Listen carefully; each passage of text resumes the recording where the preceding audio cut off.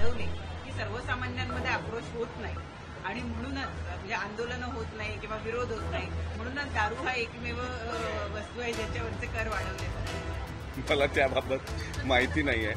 तुम्ही तसं सांगताय, पण माझा काही दारूचा संबंधच येत नाही आणि दारू परवान्याचा पण माझा काही संबंध येत नाही आणि मी काही दारू परवाना मागणाऱ्यांमध्ये पण नाही आहे. मला त्याबाबत माहिती नाही आणि दारू परवाना मागणाऱ्यांमध्ये मी नाही. महाराष्ट्र हिताचे प्रश्न विचाराल अशी अपेक्षा.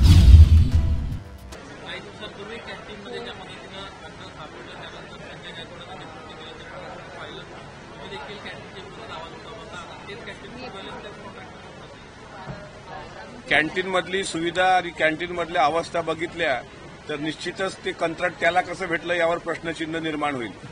माझा त्या कंत्राट देण्यालाच विरोध आहे. मुळामध्ये आपण मराठी माणसांबद्दल इतकं प्रेम आपण सर्व लोक दाखवत असतो, तर मराठी माणसाला किंवा बचत गटाला ते कंत्राट भेटावं अशी माझी भूमिका होती.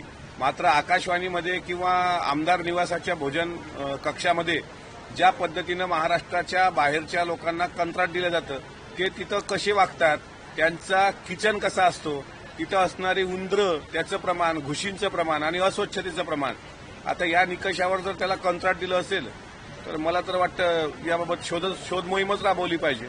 वास्तविक तशा लोकांना कंत्राट देऊन परत एकदा आमदारांच्या किंवा तिथं आमदारांसोबत असणाऱ्या लोकांच्या जीवाशी खेळ होता कामा नये किंवा होत असेल तर ते कंत्राट तात्काळ रद्द करावं अशी मागणी मी सरकारला करतोय.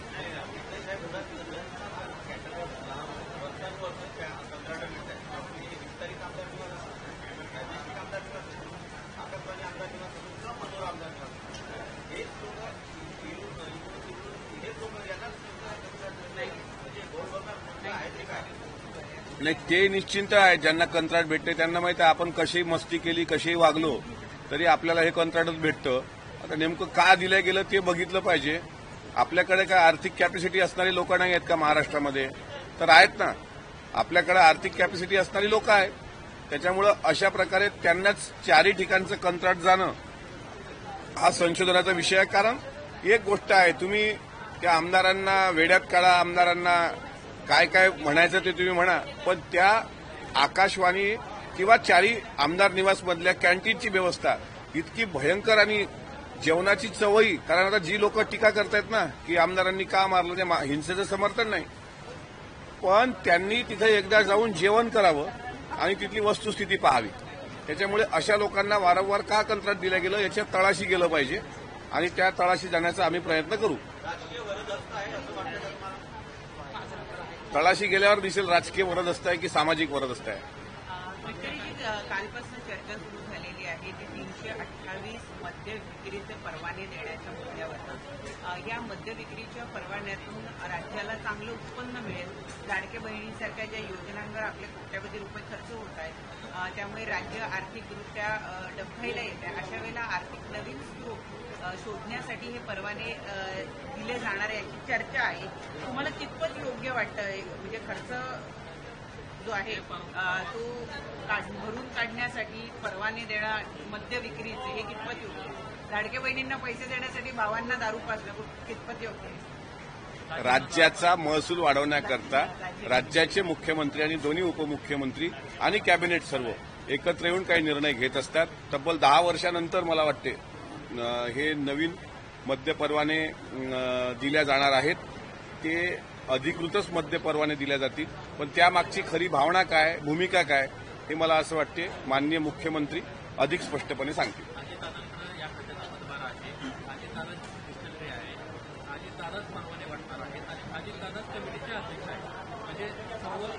मी तुम्हाला सांगतो, राज्याचा महसूल वाढवण्याकरता जर सरकार काही धोरणात्मक निर्णय घेत असेल तर त्या निर्णयाला आपण तो निर्णय का घेतला हे माननीय मुख्यमंत्र्यांनाच विचारलं पाहिजे. नवीन परवाने 10 वर्षानंतर येत आहेत आणि त्यामधून जर राज्याचं उत्पन्न महसूल त्याचा फायदा होत असेल तर सरकारने निर्णय घेतला आहे, त्याला आम्ही काय करणार? अशी एक चर्चा आहे की दारूचे दर वाढवले की सर्वसामान्यांमध्ये आक्रोश होत नाही आणि म्हणूनच म्हणजे आंदोलनं होत नाही किंवा विरोध होत नाही, म्हणूनच दारू हा एकमेव वस्तू आहे ज्याच्यावरचे कर वाढवले जातात. मला त्याबाबत माहिती नाही आहे. तुम्ही तसं सांगताय, पण मला माझा काही दारूचा संबंधच येत नाही आणि दारू परवान्याचा पण माझा काही संबंध येत नाही. आणि मी काही दारू परवाना मागणाऱ्यांमध्ये पण नाहीये की मला दारू पक्षाचे लोक आहेत, कमिटीमध्ये तुमच्या पक्षाचे लोक आहेत, अध्यक्ष तुमचे पक्षाचे प्रमुख आहेत. आणि सगळ्यात महत्वाची बाब अशी आहे की 10 कोटीचा परवाना 1 कोटीमध्ये देण्यात येतो. साधारणपणे 9 कोटीचा महसूल बुडवण्याचा प्रयत्न. मला त्याबाबत माहिती नाही आणि दारू परवाना मागणाऱ्यांमध्ये मी नाही. महाराष्ट्र हिताचे प्रश्न विचाराल अशी अपेक्षा.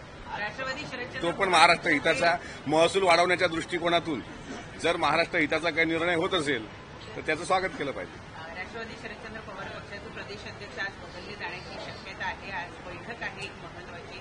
एकीकडे चर्चा ही रंगत असताना दुसरीकडे जयंत पाटील असतील किंवा सुप्रिया सुळे असतील हे म्हणतात की मला या संदर्भातली काहीच कल्पना नाही. काल स्वतः मला वाटते जयंत पाटील साहेब आपल्याशी संवाद साधला, त्यांनी बोलले काल सायंकाळपर्यंत त्यांनी राजीनामा दिला नव्हता.